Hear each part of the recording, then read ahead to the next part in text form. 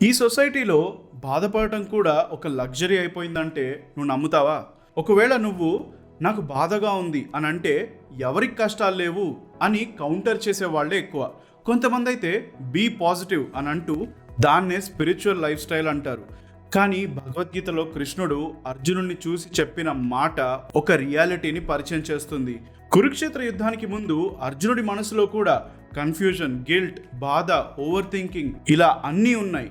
కానీ కృష్ణుడు be positive, take it easy అనే డైలాగ్స్ కొట్టి యుద్ధం చేయమనలేదు. నువ్వు తెలివైన వాటిలా మాట్లాడుతున్నావు, కానీ దేని గురించి బాధపడకూడదో దాని గురించి బాధపడుతున్నావు అని అన్నాడు. సో ముందు విన్నాడు, తర్వాత అర్జునుడి ఫీలింగ్స్కి ఒక వ్యాలిడేషన్ ఇచ్చాడు.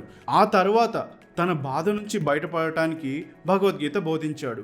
సో స్పిరిచువాలిటీ అంటే బాధను దాచేయడం కాదు, దాన్ని గుర్తించడం, అర్థం చేసుకోవడం, ఆ తర్వాత కారణమైన రూట్ కాజ్ తెలుసుకొని దాన్ని ఓవర్కమ్ చేస్తూ ముందుకు వెళ్ళడం.